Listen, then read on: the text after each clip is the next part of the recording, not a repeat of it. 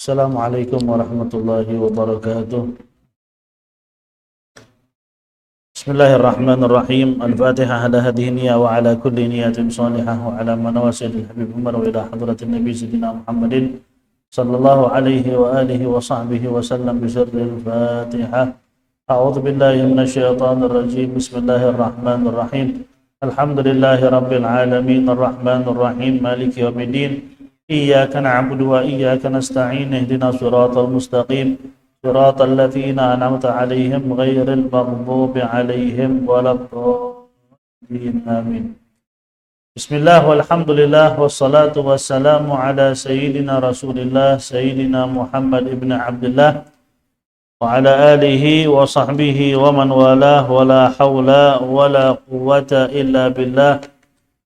نوينا التعلم والتعليم والنفع والانتفاع والتذكر والتذكير والإفادة والاستفادة والحث على التمسك بكتاب الله وسنة رسوله والدعوة إلى الهدى الدلالة على الخير ابتغاء وجه الله ومرضاته وقربه وثوابه من الله تعالى.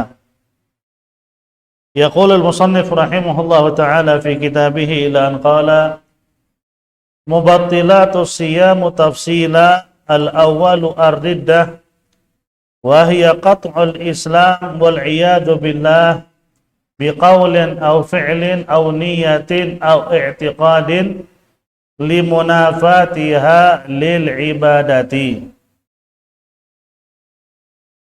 Athani al-haid wan nifas walau lahdatan minan nahar. Ats-tsalitsu al-wiladah wa in lam tara daman. Ar-rabi'u al-junun walau lahdatan limunafatihi lil ibadati. Nah, di sini kita akan membahas tentang yang membatalkan puasa. Pada pembahasan kemarin kita bahas tentang yang membatalkan pahala puasa. Ada dua ya. Ada yang membatalkan puasa, ada yang membatalkan pahala puasa. Yang membatalkan pahala puasa kita sudah sampaikan pada pembahasan terakhir, yaitu al-kadzib wal ghibah wan namimah sampai akhir ya. Itu semua perbuatan akan menghilangkan pahala sebagaimana yang dikatakan oleh baginda Rasul sallallahu alaihi wa alihi wa sahbihi wasallam, kam min sha'imin laisa min siyamihi illal ju'i wal 'atash. Berapa banyak orang puasa tidak dapat apa-apa dari puasanya melainkan rasa lapar dan haus. Jadi mereka cuma kelaparan, kehausan, di hari kiamat enggak ada pahala puasa sama sekali. Nah, inilah yang kita sampaikan, yaitu yang dimaksud oleh Nabi ma'asi-ma'asi yang berkaitan dengan ma'asil lisan. Itu maksiat lisan. Itu seperti berbohong, ghibah, namimah, ataupun sumpah dusta, atau mengamalkan kedustaan. Maksudnya mengamalkan kedustaan apa itu Pak? Contohnya, kesaksian palsu, itu kan bohong. Atau sesuatu yang bukan milik dia, dibilang milik dia, itu kan namanya apa? Mengamalkan kedustaan, atau mengamalkan kebohongan. Itu semua menghilangkan pahala fadilah puasa ya. Nah, sekarang yang akan kita bahas yaitu intinya dalam ilmu fikih yang membatalkan puasa. Yang pertama dikatakan di sini yang membatalkan puasa adalah ar-riddah, murtad. Murtad wa hiya qat'ul Islam. Apa itu murtad atau riddah? Wa hiya yaitu qat'ul Islam, memutuskan keislaman. Memutuskan keislaman, wal iyadu billah, na'udzubillah min dzalik, biqaulin, memutuskan keislaman dengan ucapan.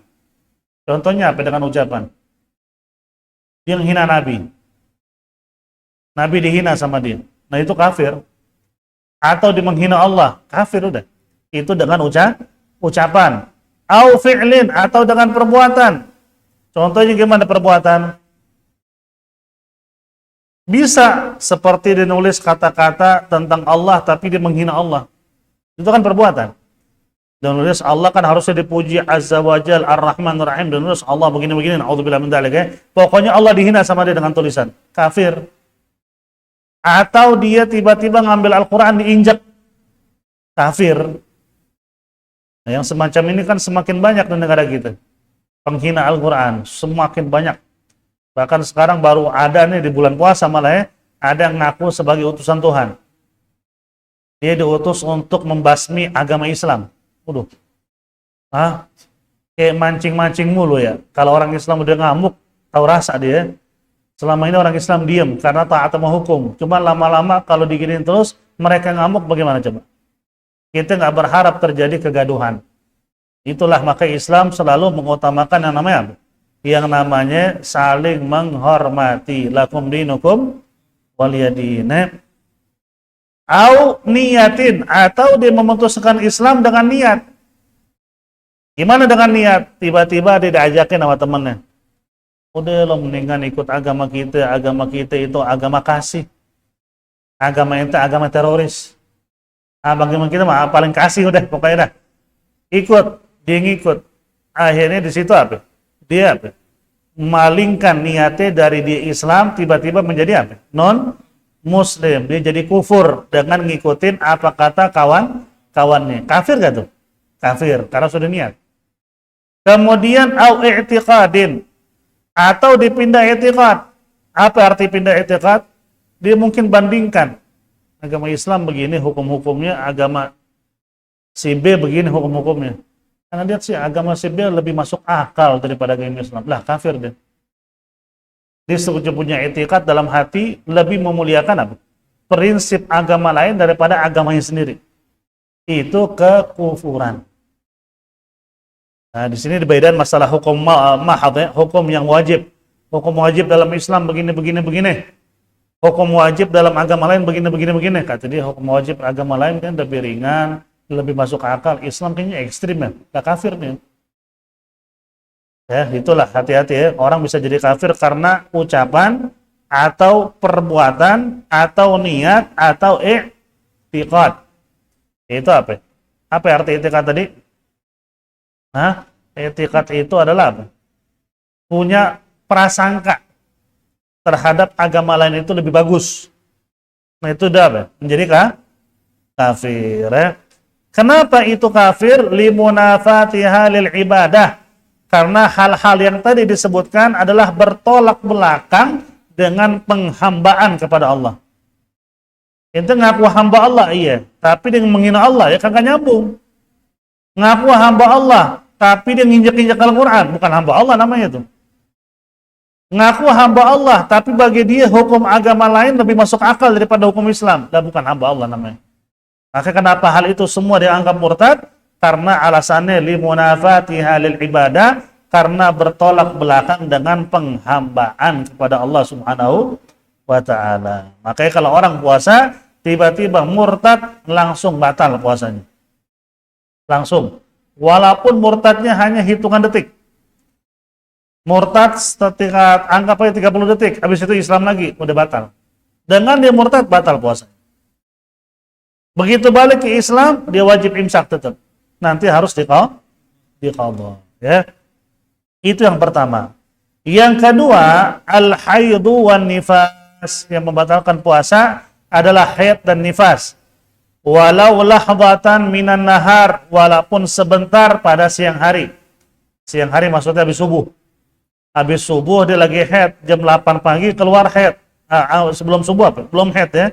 Begitu jam 8 pagi haid keluar, batal. Habis adzan subuh haid keluar, batal. Gak boleh puasa udah. Haid dia dari sebelum subuh, dia nggak boleh niat puasa. Dari sebelum subuh udah haid, nggak boleh niat puasa. Kalau niat puasa hukumnya apa? Haram, nggak boleh. Kalau lagi haid haram dia berpuasa. Cuman kalau belum haid, ya udah dia harus imsak, dia harus niat. Begitu haid keluar, batal puasanya. Begitu juga dengan nifas ya. Nifas juga membatalkan puasa walaupun sebentar pada siang harinya. Maksudnya sebentar gimana? Contoh nifas. Dia lagi puasa tiba-tiba ingin melahirkan. Begitu ngelahirin, keluarlah yang namanya anak. Anak keluar aja bayi udah batal sebentar puasanya. plus keluar nifas sesudahnya, sesudah dia ngelahirin, keluar darah nifas sedikit, habis itu berhenti. Nggak keluar lagi, itu sudah batal. Pokoknya haid nifas walaupun sesaat di siang hari membatalkan puasa, ya.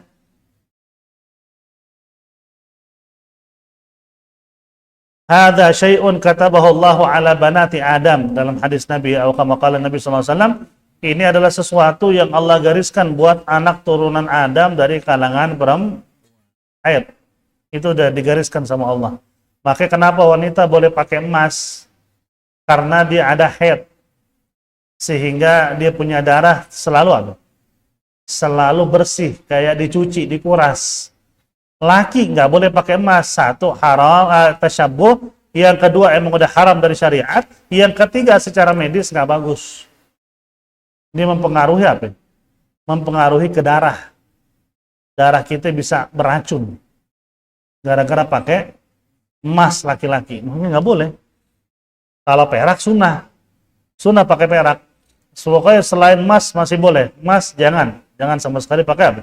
Pakai emas. Nah, kemudian yang ketiga, al-wiladatu, al-wiladah, melahirkan. Wa illam tara daman, meskipun tidak keluar darah nifas, bahkan darah melahirkan kagak ada, tetap dia batal. Karena Nabi bilang tadi, janin keluar walaupun kering tuh janin, batal puasa. Apalagi ditambah ada nifas. Oh, lebih panjang tuh batal puasanya, bisa berapa lama? Bisa 40 hari kan? Orang kalau nifas perempuan berapa hari? 40 umumnya. Ya, maksimalnya 60 hari. Nah, semasa nifas, kalau di awal Ramadan ngelahirin, berarti sebulan penuh dia nggak puasa. Karena kan nifas selama 40 hari.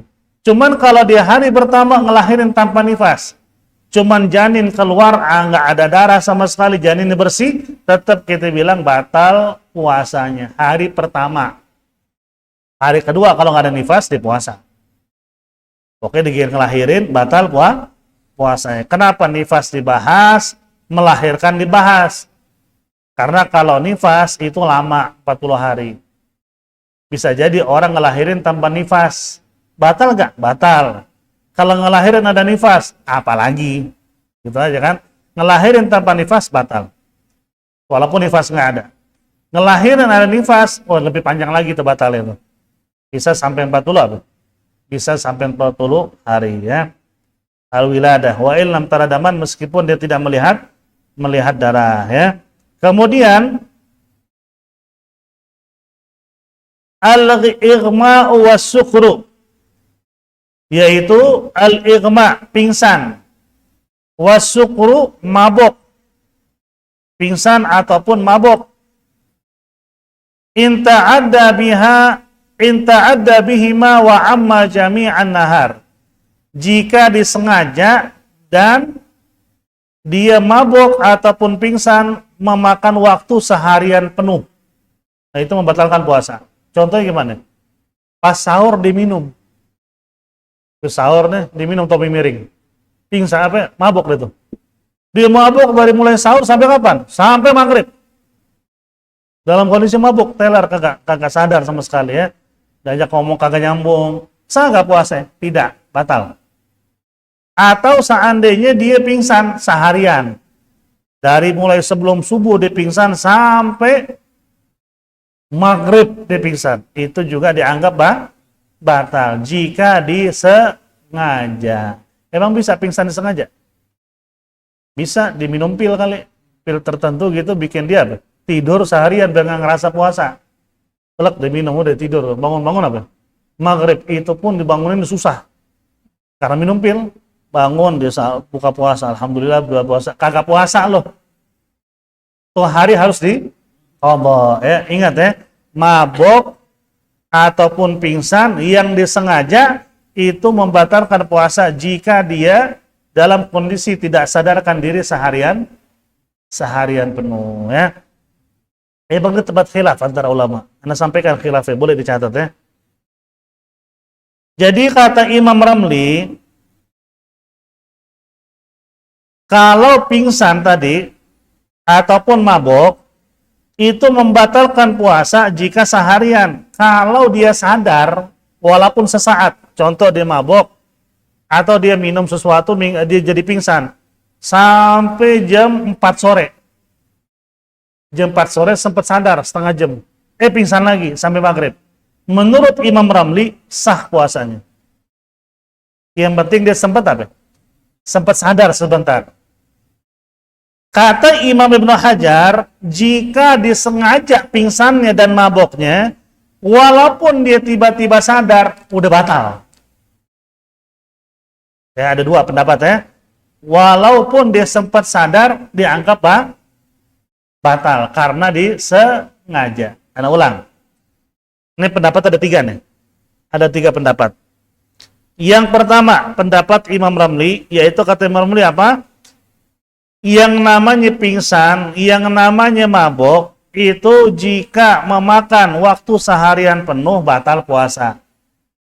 Jika sempat sadar walaupun sesaat di siang hari, pingsan lagi, masih sah puasa. Karena sempat apa? Sadar. Nah, Imam Ramli. Imam Ibnu Hajar bilang, jika dia pingsan atau mabok disengaja, walaupun sempat sadar, tetap batal. Walaupun sempat sadar, tetap batal. Kenapa alasannya? Alasannya karena disengaja.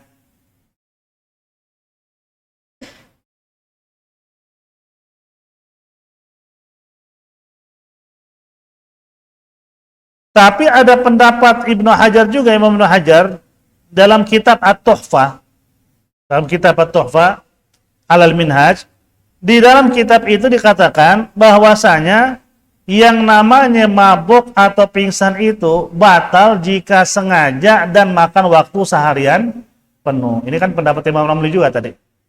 Jadi Imam Ibnu Hajar itu ada dua pendapat, ada dua pembahasan ya dalam kitab Tuhfah.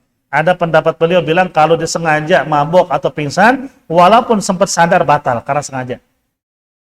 Tapi ada pendapat juga dalam kitab Tuhfah, ini pendapat sebagian ulama juga yang lain, bahwasanya yang namanya mabok pingsan itu membatalkan puasa jika disengaja dan makan waktu seharian penuh.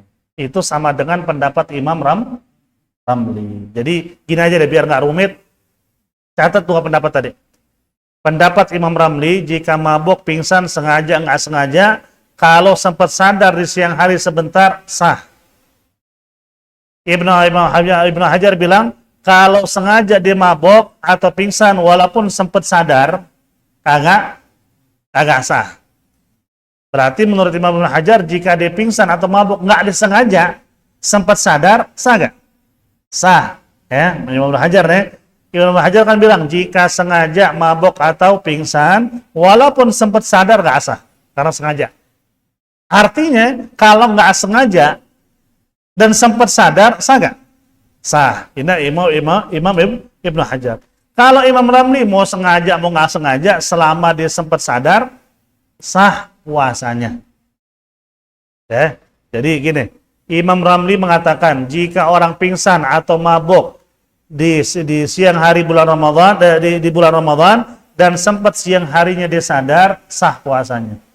Soal sengaja nggak sengaja itu nggak jadi masalah. Imam Ibnu Hajar bilang, jika sengaja pingsan atau mabuk, walaupun sempat sadar nggak sah. Akan tetapi jika pingsan dan mabuk tidak disengaja dan sempat sadar, sah. Jadi Imam Ibnu Hajar bagi apa? Bagi dua pembahasannya. Kalau sengaja masih batal. Kalau nggak sengaja nggak batal. Jika emang sempat sadar di siang hari. Paham kan ya? Anda ulang lagi kalau nggak paham. Ngerti ya? Kemudian yang keberapa sekarang? Yang keenam ya? Hah? Oh yang kelima, benar, maaf. Yang kelima, al-junun walau lahdah limunafatihi lil ibadah. Yang kelima yang membatalkan puasa yaitu al-junun, gila. Gila walau lahdah, walaupun sesaat. Gila ini arti apa? Hilang akal. Apakah kesurupan termasuk? Jika kesurupannya emang sampai menghilangkan akalnya termasuk. Ya, karena kan junun diambil dari kata jannah. Apa arti jannah? Tidak terlihat. Jannal lail. Nah, masuklah waktu malam, arti gelap, nggak kelihatan siang. Makanya setan atau jin itu disebut jin. Itu bukan nama buat dia. Karena dia nggak terlihat, disebut apa? Jin. Dari kata jannah, karena nggak kelihatan. Makanya orang majnun gila, itu dianggap nggak kelihatan. Maksudnya apa? Akal sehatnya hilang, nggak kelihatan udah. Ciri-ciri akal sehatnya apa? Nggak ada. Makanya disebut majnun. Majnun ini bisa hilang akal beneran, bisa juga apa? Kesurupan. Walaupun sesaat di siang hari Ramadan, batal puasanya. Ya, cuman kan banyak orang terjadi kesurupan karena ada asbab. Ada sebab. Karena kalangan jin sendiri nggak mungkin mempengaruhi ataupun masuk ke tubuh seseorang tanpa ada sebab. Sebab bisa dari kita, sebab bisa dari dia. Cuman umumnya sebab dari manusia. Mungkin dia nggak pernah baca Quran, nggak pernah sholat, tiba-tiba kurang sopan, mungkin tiba-tiba apa? Kerasukan. Atau dalam kondisi lagi nggak suci seperti haid, dan di situ emang tempatnya tempat kurang baik, atau kurang apa? Kurang bahasa kita kurang suci lah itu tempat, sehingga dia melakukan sesuatu yang kurang baik, kesurupan. Ya, seperti orang yang biasa naik gunung, daki gunung kan banyak juga kesurupan. Kenapa? Nggak sopan. Karena kalangan jin sendiri dia nggak semena-mena mengganggu manusia ya, kecuali setan keturunan iblis ya, emang udah tugas dia. Nggak, jin nih, bangsa jin itu nggak semena-mena begitu, sama kayak manusia. Orang nggak salah tiba-tiba ditabokin di jalan, kan kagak. Orang lewat nih depan rumah kita berdiri, kita tonjokin, depan rumah gue lo lewat lo, kan nggak mungkin begitu ya. Nah sama, dia juga sama begitu. Semua ada sebabnya. Manusia sebab utamanya. Dia ganggu alam jin, dia ganggu tempat tinggal jin. Tiba-tiba apa? Jin ini ngamuk, disalahin lagi jin. Jin ini ganggu orang. Lo yang ganggu, bukan yang ganggu sebenarnya. Karena lo yang ganggu, diganggu balik. Itulah manusia ya. Maka di situ hati-hati, jagalah sopan santun sama makhluk Allah yang lain. Jadi kalau majnun atau gila, hilang akal, meskipun sesaat membatalkan puasa. Kemudian yang keenam, usulu ainin ila ma yusamma jaufan. Nah, ini tentang masuk ke sesuatu ke dalam, insya Allah kita akan bahas di pertemuan yang akan datang, insya Allah ta'ala. Ini ada berapa poin tadi? 5 ya. Yang pertama murtad, walaupun sesaat. Apa penyebab murtad? Karena ucapan, perbuatan, niat, atau i'tiqad. Yang kedua, haid maupun nifas. Yang ketiga, melahirkan. Yang keempat, pingsan ataupun mabok jika disengaja dan memakan waktu seharian penuh menurut Imam Ramli. Jadi kalau sempat sadar walaupun sesaat kagak batal menurut Imam Ramli. Menurut Imam Ibnu Hajar, jika disengaja walaupun sadar tetap nggak sah, batal.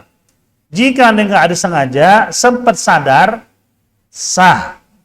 Jadi Imam Hajar ada dua, ada dua pembahasan ya. Ini sampai situ dulu. Kemudian yang terakhir, junun, hilangnya akal karena faktor sesuatu atau karena kesurupan. Memang orang bisa kesurupan, bisa. Orang yang mengingkari kesurupan itu dia nggak sadar kalau dia mengingkari hukum syariat. Bisa orang kesurupan. Karena kata Nabi, asyaitan yajri fil insan majrad dam. Setan itu masuk ke tubuh manusia melalui apa? Urat nadi atau urat apa? Urat yang menyebarkan darah ke seluruh tubuh, dari situ dia masuk. Bisa talabbas alai syaitan. Maka kan suka kalau kita dengar hadis Nabawi, anak baru lahir nangis, maka buru-buru disunahkan adzan dan qomat. Di telinga kanan adzan, telinga kiri qomat. Kenapa? Karena kata Nabi dia didekati oleh Ummu Subyan. Jadi ada setan yang disebut dengan Ummu Subyan, ibunya anak-anak. Dia mengganggu anak kecil yang baru lahir, sehingga tuh anak semakin rewel. Dengan diadanin qomatin tuh setan menjauh. Berarti kan ada. Ada setan yang mengganggu manusia. Jangan diingkarin. Wah, nggak masuk akal orang kesurupan. Iya, lo belum pernah kesurupan sih. Kalau lo kesurupan, di videoin. Biar tahu kalau dia pernah kesurupan. Ya. Nah, itulah. Makanya di situ jaga hukum-hukum syariat. Biar kita selalu dilindungi oleh Allah Subhanahu wa Ta'ala. Ya, sampai sini dulu.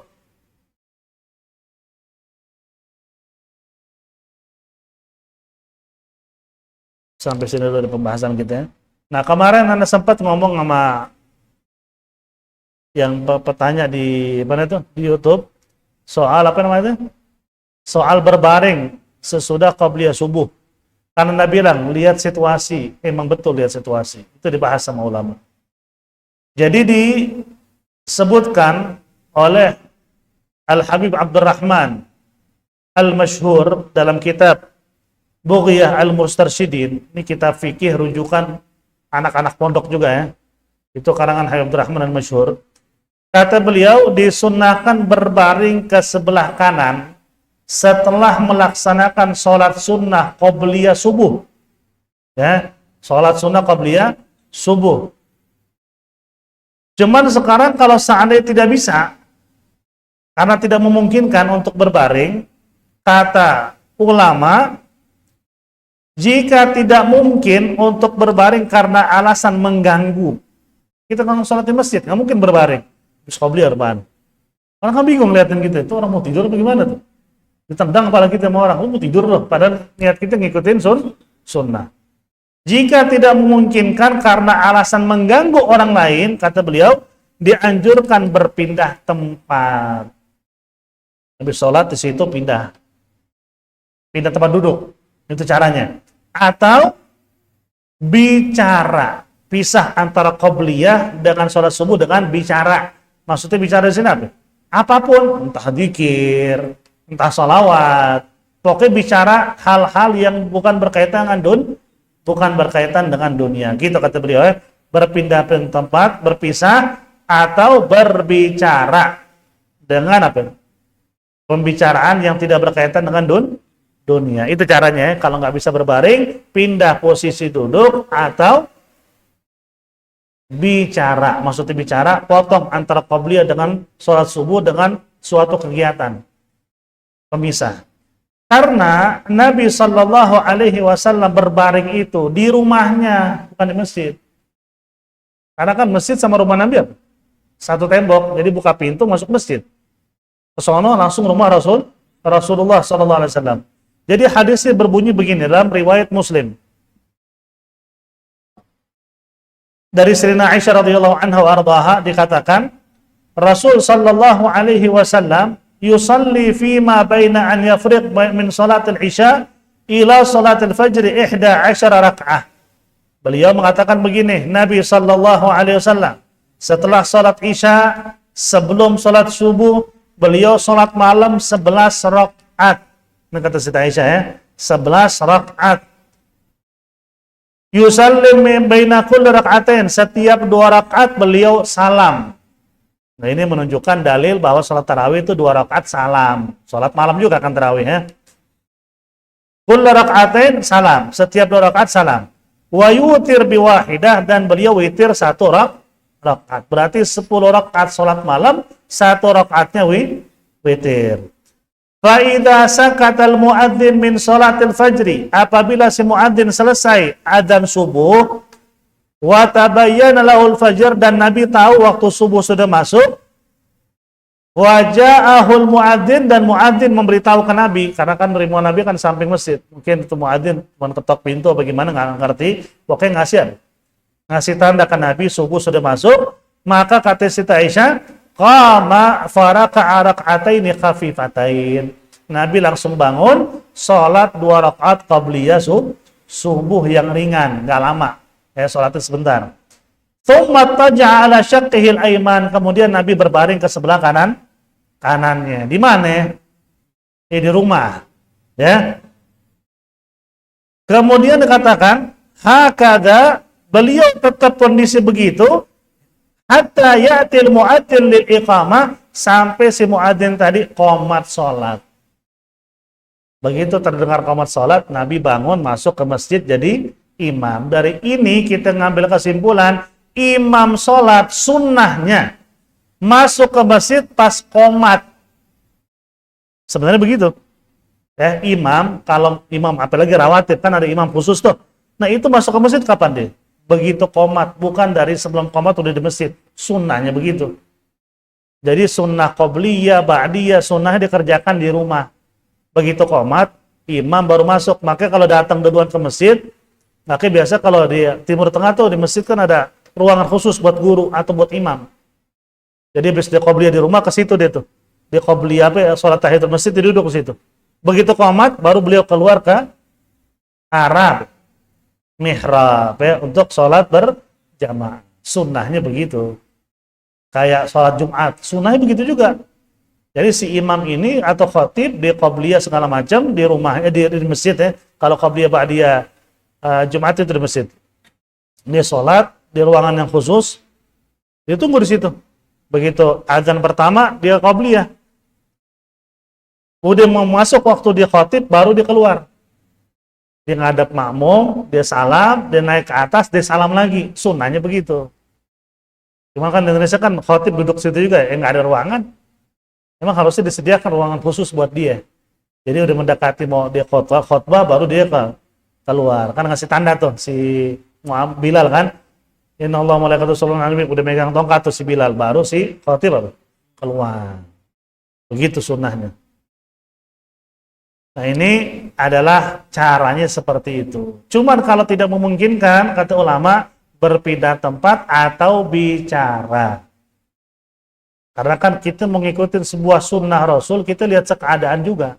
Yang saya cerita kemarin kan, Imam Ahmad meninggalkan qobliyah maghrib karena ngelihat keadaan. Beliau masuk ke masjid, mereka adzan langsung qomat. Nggak qobliyah lagi.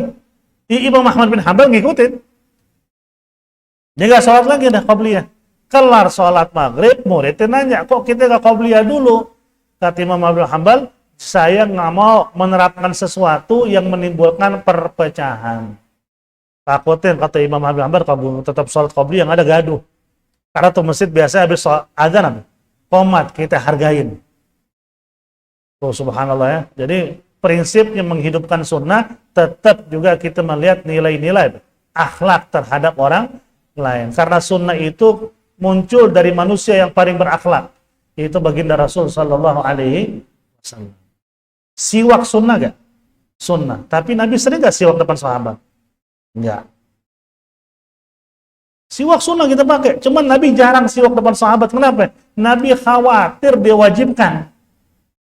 Kalau sering siwak depan sahabat, sahabat ngikutin. Karena sahabat gitu. Apa yang dilakukan sama Nabi, sahabat langsung ikut.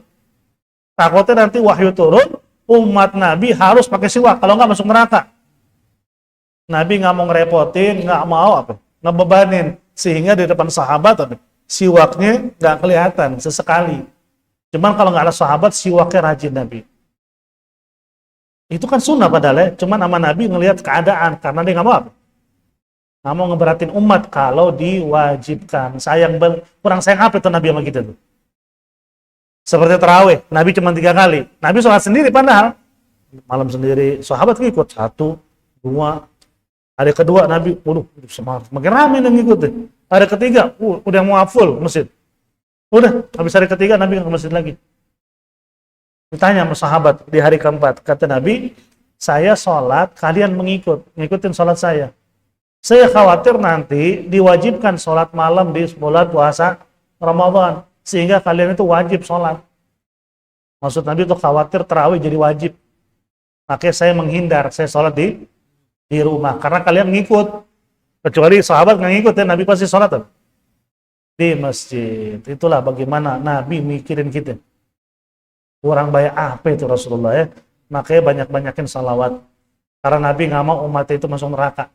Nabi mau semua umatnya masuk surga ya. Sallallahu alaihi. Sampai sini dulu, insya Allah kita akan bahas kelanjutannya di pertemuan yang akan datang. Seperti biasa, ada pertanyaan dipersilakan. Fadhal. Fadhal, silakan.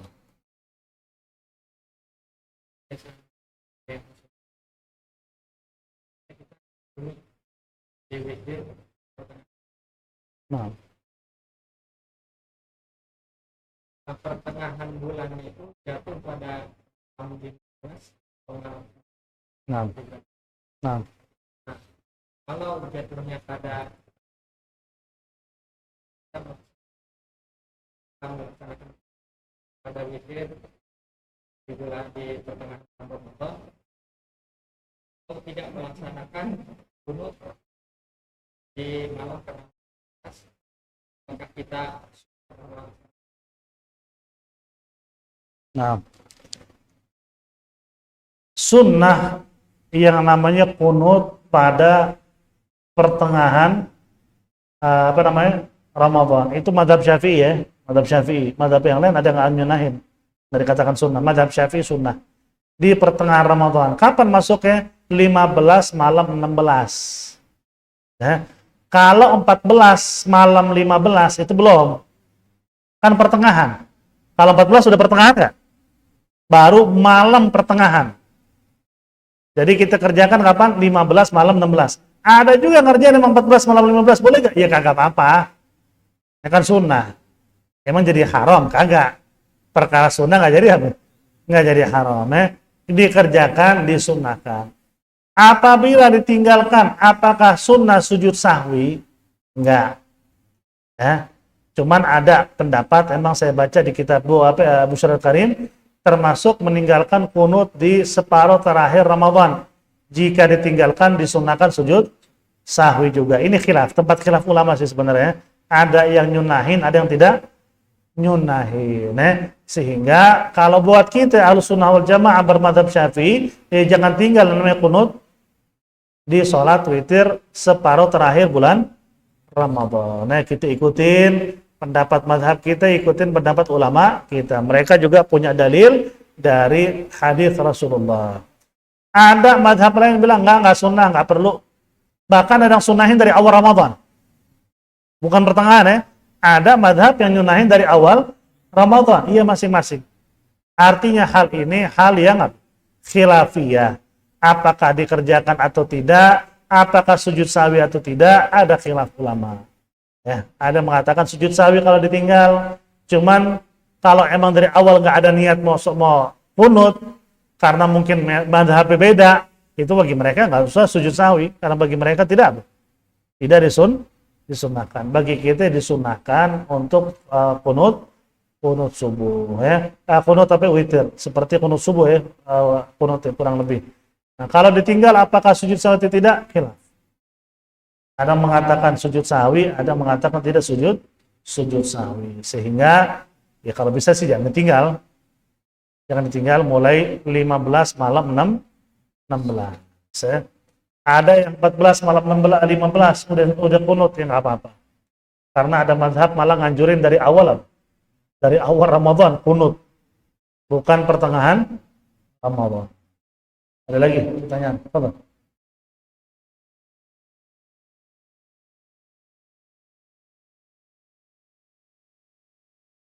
Nah, ya, pakai siwak itu setiap 2 rakaat. Kan kemarin Anda bilang, setiap 2 rakaat tarawih itu mustaqillah, dia nggak ada hubungannya dengan 2 rakaat yang sebelum ataupun 2 rakaat yang sesudah. Arti setiap 2 rakaat itu sendiri, pisah. Semua yang disunahkan dalam rakaat kita lakuin. Seperti siwak. Cuman emang ada anjuran dari ulama, ini disampaikan oleh Habib Salim Syatiri, bahwasanya kalau sholat tarawih 20 rakaat, setiap tahiyat duduknya iftirash. Ingat, duduknya seperti tahiyat awal. Setiap 2 rakaat seperti tahiyat awal. Nanti rakaat terakhir yang ke-20 di tahiyatnya baru duduk tawarruk seperti tahiyat akhir. Kenapa? Karena kalau sudah niat 20 rakaat dari awal, itu secara nggak langsung kita anggap nyambung tuh akhirnya nanti ke rakaat ke-20, sehingga setiap 2 rakaatnya duduknya apa? Iftirash. Satu itu, kedua juga lebih mudah kita untuk bangun ya. Setiap 2 rakaat duduk tawarruk kan bangun males.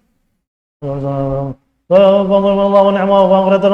mau bangun juga lemes banget ya, tuh kaki lagi ya, nyangkut di bawah kaki yang satu. Nah, kalau duduk kayak tahiyat awal kan udah siap tuh. Langsung berdiri. Nah, itu sunnahnya seperti itu.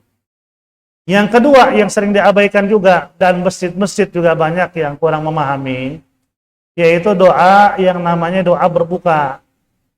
Doa berbuka itu dibaca setelah berbuka, bukan sebelum berbuka. Ya, buka puasa dulu, baru baca. Nah, lengkap aja baca deh. Walaupun sebagian hadisnya nggak sahih, lengkap kita baca. Allahumma laka sumtu wa bika amantu wa ala rizqika aftartu dhahaba dhama wa batalatil uruq wa thabatal ajru insya Allah. Tambah lagi, ya azim anta ilahi la ilaha ghairuk ighfir li dhanbil azim fa innahu la yaghfir dhanbil azim illa al azim. Cakep tuh. Nggak hafal gue, mau laka sumtu aja, ya udah cakep. Yang penting buka dulu. Jangan belum buka, Allahumma laka sumtu wa ala rizqika aftartu. Kan lu belum buka. Dengan rezekimu saya sudah berbuka. Lu belum makan, gimana ceritanya itu? Paham nggak? Hah? Jadi kontradiksi dengan aku, dengan isi doanya. Buka dulu baru Allahumma laka sumtu wa ala rizqika. Walaupun satu korma kita makan udah telan, baru baca doa ada Allahumma laka sumtu sampai akhir. Begitu caranya. Itu yang harus diingat. Ini kan banyak juga kan yang namanya masjid-masjid karena dia mau buka nggak adzan. Bismillahirrahmanirrahim. Allahumma laka sumtu. Lu aja belum buka tuh ngomong. Maksudnya mau ngasih tahu, cuman salah. Harusnya gimana? Buka aja dulu. Diminum air, kan udah batal tuh. Dibaca doa pakai mic, masih wajar. Allahumma laka sumtu wa ala bika amantu wa ala rizqika aftartu bi rahmatika min adzan, baru dibuka. Ini Allah langsung tuh makan dulu. Terus makan, Allahu Akbar. Ngaco. Harusnya dibuka dulu, batalin puasanya, dia adzan. Kan buka bisa satu korma atau minum air dulu. Sunnahnya satu korma ya. Satu korma makan, minum, langsung adzan. Baru nanti ya. Makan deh, berapa kali hilang kok makanan. Kalau nggak gini deh, si muadzin makanan pisahin deh. Takutnya deg-degan deh. Sambil adzan sambil nengok. Wah, habis tuh ya. Nah, pisahin aja deh. Seperti itu. Ada lagi? Apa? Waalaikumsalam warahmatullahi wabarakatuh.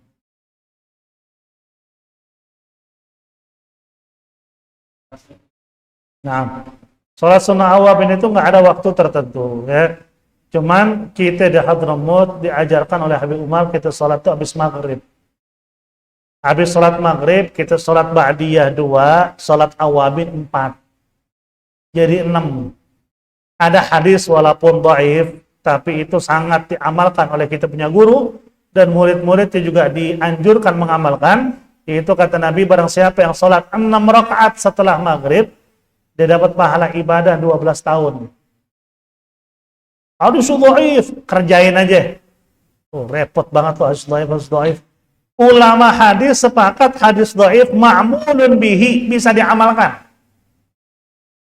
Pakar hadis yang ngomong, spesialis hadis dhaif bisa diamalkan. Datang nih curut, dhaif, curut ngomong.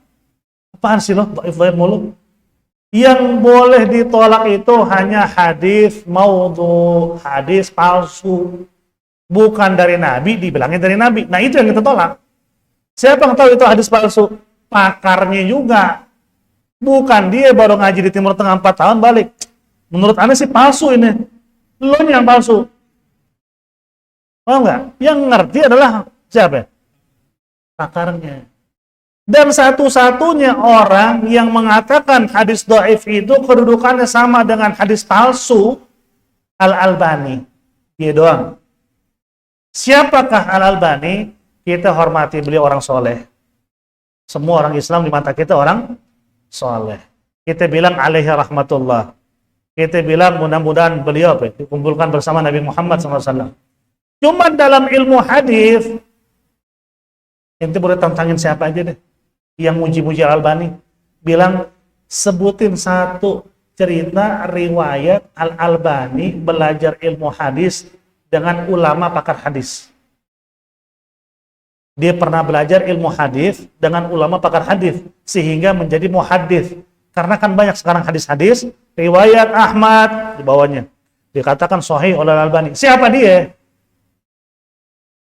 Dia harus tegas. Siapa dia? Ulama hadis bukan. Muhadits bukan. Hafal hadis punya sanad. Dari dia nih, ke guru-guru ke Nabi. Wallah, satu pun gak ada. Al-Albani. Gak ada satupun hadis dia punya sanad ke Nabi. Kok bisa dibilang muhadits? Tahu muhadits siapa? Muhadits itu yang hafal lebih dari 300.000 hadis dengan sanadnya. Lah kok sekarang cantumnya hadis ya Tirmidzi, sahih Al-Albani, dhaif apaan nih? Nggak benar ini. Nah, beliau itu yang ngarang sebuah buku di mana dibahas di dalamnya hadis dhaif sama dengan hadis palsu. Bahaya loh. Ulama hadis semua sepakat, hadis dhaif ya dhaif, palsu ya palsu. Dhaif bisa katakan dhaif, itu masih disandarkan ke Nabi. Mungkin ada salah satu rawinya pelupa, hafalannya kurang bagus, sehingga hadisnya dikatakan masih dhaif, tapi masih disandarkan ke Nabi. Kok bisa disamakan dengan hadis palsu? Ya, kita hormati beliau orang soleh. Mungkin beliau alim juga dalam bidang yang lain, dalam ilmu hadis bukan bidangnya. Hati-hati ya, hati-hati masalah beginian. Dari situ harus waspada. Jadi masalah tadi awabin itu dikerjakan habis maghrib, kita biasanya ngerjain begitu. Bagi yang lain mau ngerjain mungkin habis isya ya nggak apa-apa. Apa sih arti sholat awabin? Sholat taubat. Awab. Apa arti awab? Tawab. Orang yang taubat atau orang yang kembali kepada Allah. Itu namanya awab. Masjid awabin, masjid orang taubat. Begitu, orang-orang yang taubat. Sama. Ya, dua kata artinya sama. Ada lagi terakhir? Satu. Waalaikumsalam warahmatullahi wabarakatuh. Tentang apa? Surat Al-Fatihah. Nah.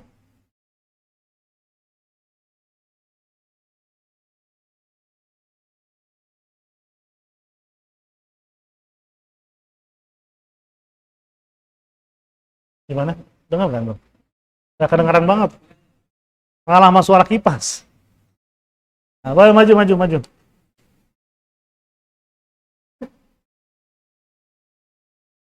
Nah, sabar.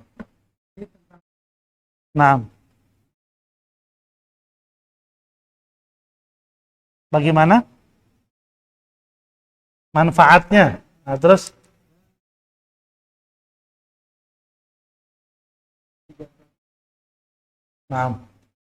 Surat Al-Fatihah itu dikatakan dalam sebuah hadis sebagai Ummul Quran, induknya Al-Quran. Kalau bahasa kita, ibunya Al-Quran. Ya, manusia itu yang terpenting dalam kehidupan mereka itu ibu. Oke, sampai Nabi bilang ibumu baru bapakmu. Ibu itu nomor satu. Artinya Al-Quran itu rahasianya semuanya disepakati oleh para ulama-ulama. Dikatakan oleh para ulama, rahasia Al-Quran terdapat dalam suratul Fatihah. Makanya Nabi SAW bersabda begini, afdhalul dzikri la ilaha illallah, ya, wa afdhalud doa alhamdulillah. Itu Nabi bilang, sebaik-baik zikir adalah la ilaha illallah, dan sebaik-baiknya doa alhamdulillah.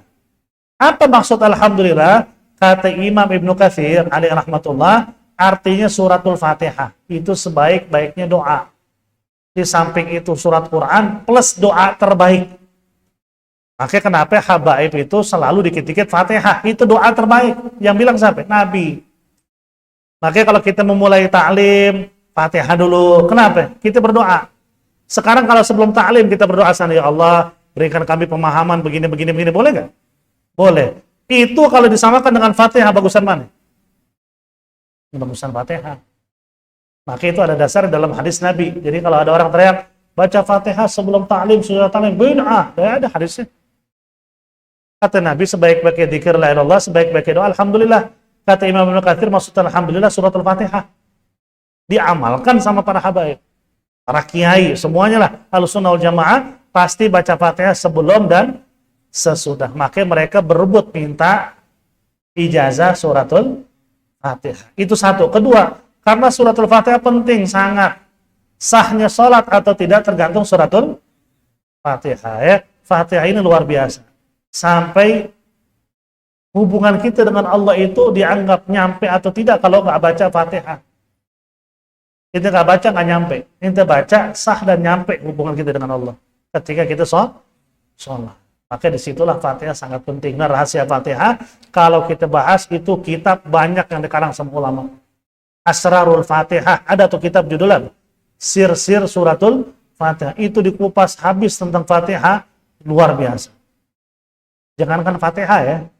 Sayyidina Ali bin Abi Thalib bilang apa? Jika saya kalau mau membahas tentang titik pertama untuk menulis bismillah, itu 200 ekor onta membawa saya punya kitab, nggak mampu. Baru menulis bismillahirrahmanirrahim nih, baru titik pena nih, baru mobil nulis itu rahasianya 200 ontak bawa kitab saya nggak cukup. Gimana membahas Al-Fatihah? Cuman kenapa ulama nggak bahas lebih dalam Fatihah? Karena keilmuan mereka terbatas.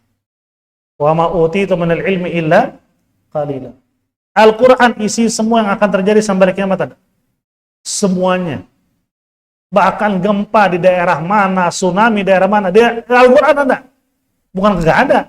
Cuman kenapa nggak dibahas? Ilmu yang kita punya terbatas. Ulama manusia. Ilmu mereka apa?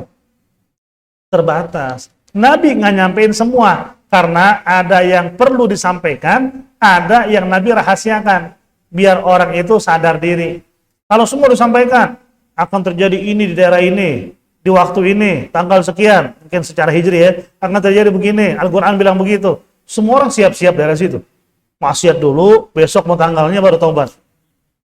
Maka nggak bisa ya, semua dirahasiakan. Tapi semua ada dalam Al-Quran. Itu hebatnya firman Allah. Oke, kan itulah surat Al-Fatihah luar biasa ya. Maka di situ kenapa para habaib itu berbondong-bondong minta ijazah. Karena itu adalah sebaik-baiknya doa. Jadi kalau ada orang nanya main teh, bid'ah tuh baca doa sebelum taklim sudah sampaikan hadis tadi. Sebaik-baiknya zikir la ilaha illallah, sebaik-baiknya doa alhamdulillah kata Nabi. Kata Imam Ibnu Katsir alhamdulillah artinya suratul Fatihah. Berarti ketika awal taklim kita baca suratul Fatihah sama dengan kita berdoa. Seperti itu ya. Ada lagi terakhir. Situ kita doa. Tadi kayaknya ada tangan enggak di belakang? Enggak ada. Hah? Terakhir ya.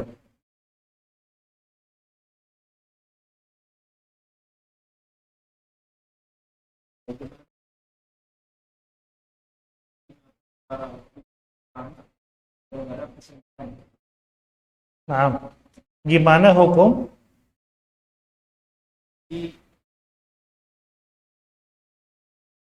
itu kan namanya wasilah. Wasilah itu seperti apa bahasa Indonesia wasilah ya? Apa yang bukan pelantara, bahasa lainnya adalah juga. Wasilah itu ya bisa dikatakan perantara juga. Wasilah, natawassal ilallah. Kita bertawassul kepada Allah dengan keberkahan seorang aulia. Dimandiin dekat tuh makam wali. Mungkin tuh air tuh bekas tuh wali mungkin ya. Beliau yang mungkin yang apa? Yang iniin sumurnya sehingga airnya ada sampai sekarang. Kita tabarrukan. Nah, tabarrak dengan air seseorang wali, mungkin tuh air kebetulan ada di samping, nggak jauh dari pemakaman, ya boleh nggak? Boleh, sahabat ngelakuin. Apa yang dilakukan sama sahabat? Ada seorang sahabi ya bernama Ummu Salamah. Ummu Salamah ini dia nyimpen jubahnya Nabi. Jubah. Nabi sudah nggak ada nih.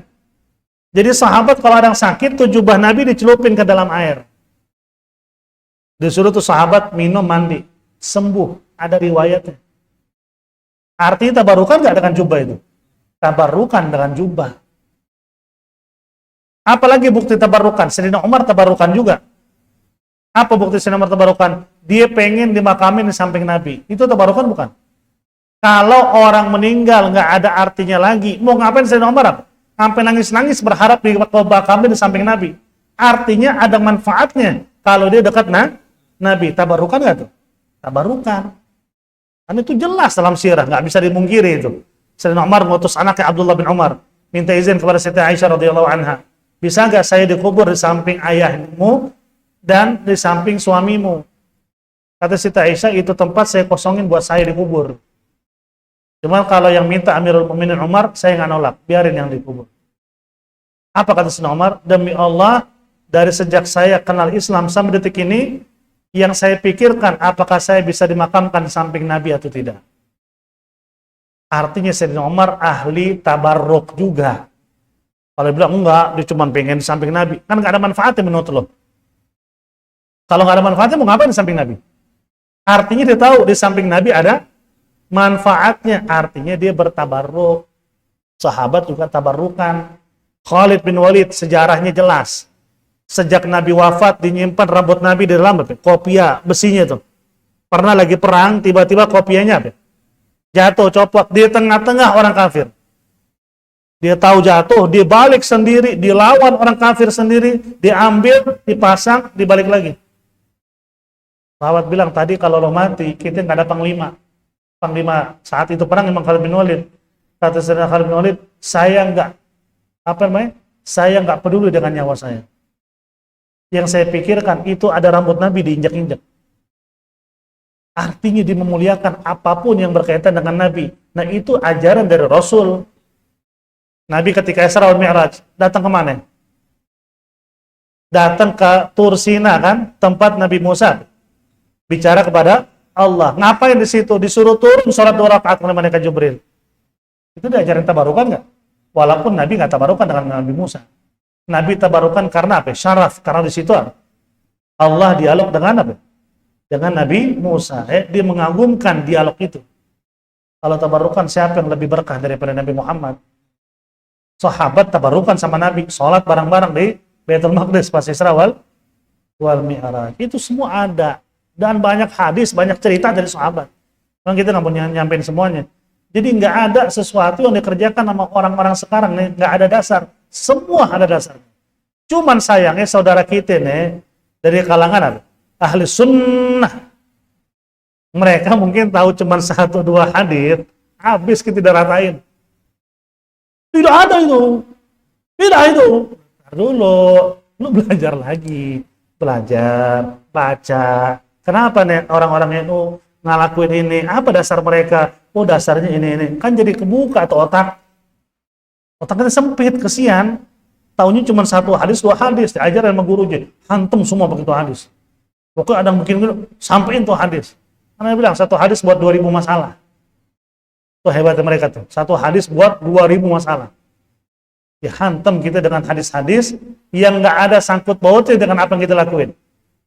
Bahkan mereka itu menyampaikan ayat-ayat yang turun buat orang kafir, disampaikan bahwa itu kita. Bahwa itu kita. Itu ciri siapa? Itu ciri Khawarij. Khawarij itu begitu dulu, ngafirin orang Islam, bahwa ayat-ayat yang turun buat orang kafir, itu ayat dijadikan buat orang Islam. 11-12 sama mereka. Cuman dahsyatan mereka sih menurut aneh, karena Khawarij itu mereka mengkafirkan orang yang ngelakuin dosa besar. Itu zina, kafir. Mabuk, kafir. Kalau kita kan maksiat itu ya. Kalau dia kafir. Kalau ini lebih dahsyat lagi dari Khawarij. Itu masih mending ya, ngelakuin maksiat yang kafir. Lah kita ngelakuin furuk dalam Islam. Maulid, banyak ulama ngebolehin, bahkan nyunahin. Banyak ulama yang nganjurin, termasuk Imam Ibnu Taimiyah, muji-muji orang bikin maulid. Bagi dia, bid'ah, dhalalah, neraka. Dahsyatan mana tuh? Dahsyatan dia apa Khawarij? Lebih dahsyat dia. Ya, Khawarij masih mending, walaupun salah. Orang ngelakuin dosa dianggap kafir. Tapi kan dosa. Kan bahasa gitu kan? Wah ini lebih dahsyat lagi. Pokoknya nggak ada dalil kafir. Ya logikanya sih, kalau sudah dibilang bid'ah berarti ya neraka kan? Bid'ah artinya sesat. Orang sesat kemana? Neraka. Saya mau yasinan malam Jumat. Bid'ah. Gak boleh. Kenapa? Dolalah, masuk neraka. Bingung kan ya? Orang baca yasin malam Jumat masuk neraka. Pakai logika maksudnya, pakai logika gak nyambung. Masuk neraka nanti di hari kiamat, yang neraka banyak. Kenapa masuk neraka? Yasinan kok malam Jumat. Bahlulnya luar biasa. Subhanallah ya.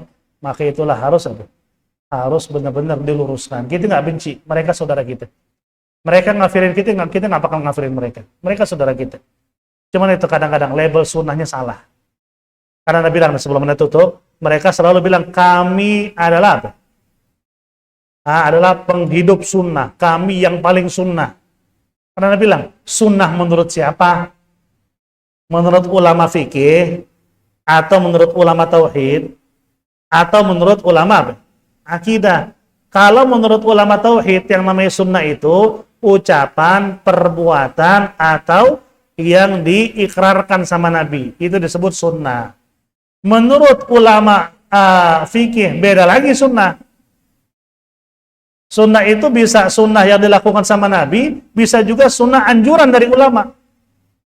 Seperti kita niat dengan lisan, itu kan disunnahkan oleh Imam Syafi'i. Walaupun Nabi nggak ngelakuin. Nah, Imam Syafi'i bilang sunnah. Maksudnya sunnah apa? Anjuran dari Imam Syafi'i. Jadi inti bilang penghidup sunnah ini menurut siapa nih? Menurut fikih, apa menurut ulama hadis? Kan beda-beda. Kami belum sunnah. Iya deh, belum sunnah dah. Repot, pusing gitu dengerinnya. Dari situlah kita harus berhati-hati dari kelompok begini nih. Mereka pakai label sunnah mulu, kasihan anak muda yang banyak yang kena. Karena mereka nunjukin keislaman, padahal isinya orang selama bukan orang dia, bukan pengikut dia, bid'ah, syirik, kafir. Pengikut dia, ahli surga. Kami paling benar, kami ahli surga. Orang kalau sudah ngaku ahli surga apa ahli neraka? Ahli neraka.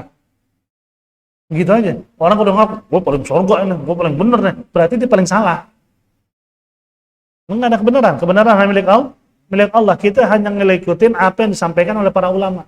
Yang paling benar, bukan anak muji kita punya akidah ya. Yang paling benar kita kenapa? Enggak ada yang kita rubah. Dari ulama sampai madhab, sampai ke Nabi. Ya begini. Enggak ada yang ditambah sama sekali. Ya begini, keadaannya. Enggak ada yang tambah-tambah, enggak ada yang kurang-kurangin. Nah kalau mereka nambah banyak. Bukan ngurangin lagi ya, nambahnya banyak. Dikurangin apa? Semua orang kafir, ahli syirik, ahli bid'ah. Alhamdulillah mendalik. Mudah-mudahan sih kita berharap walaupun mereka beda paham sama kita, mereka lebih santun menyampaikan. Sehingga kita apa? Lana amaluna walakum amalukum. Kita tetap di bawah payung la ilaha illallah Muhammadur Rasulullah, saling menghormati. Bukan saling mencaci. Makanya cuma itulah, sampaikan sesuatu sesuai dengan ilmunya. Seperti lagi diputar-putar mulu dari media nih sebelum mana Fatihah ya. Seperti kata Sayyidina, dibahas terus yang sekarang lagi nih. Nggak ada dalil Sayyidina. Dari mana tuh Sayyidina? Kata guru besar mereka tuh. Nggak ada, itu nambah-nambah itu. Sebelum ana bahas hadisnya, di mana hadisnya kan jelas kata Nabi apa? Ana sayyidi waladi Adam.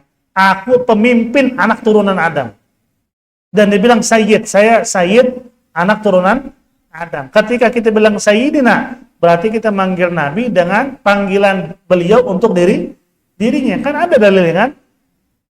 Seandainya itu dalil nggak ada. Sebutin satu ayat dalam Al-Quran, Allah manggil Rasul, ya Muhammad.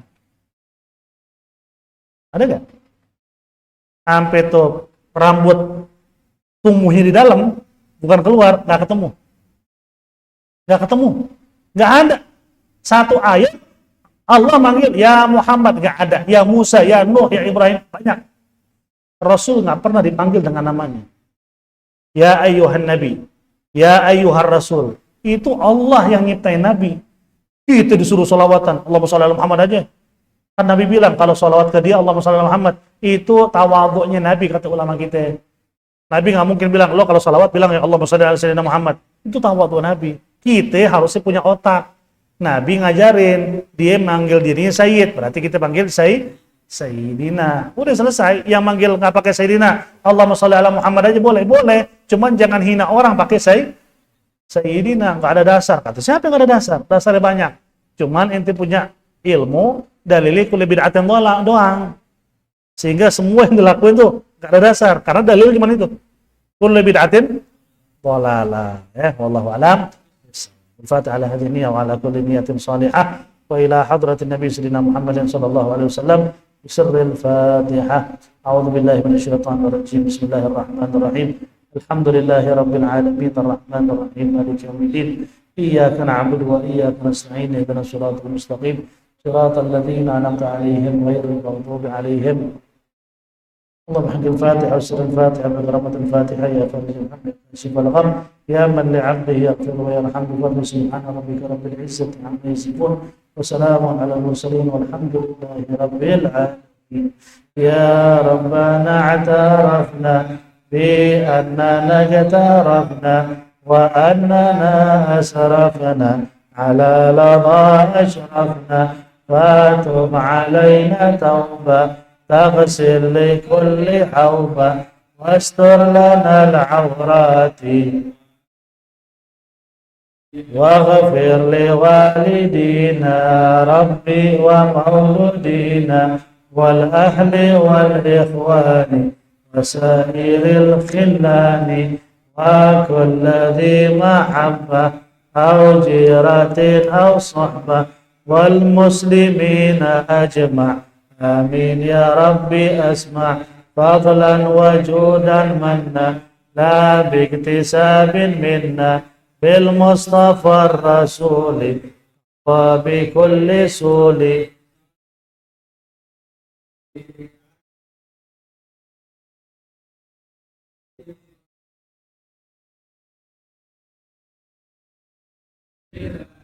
في البدء والتناهي. السلام عليكم ورحمة الله وبركاته.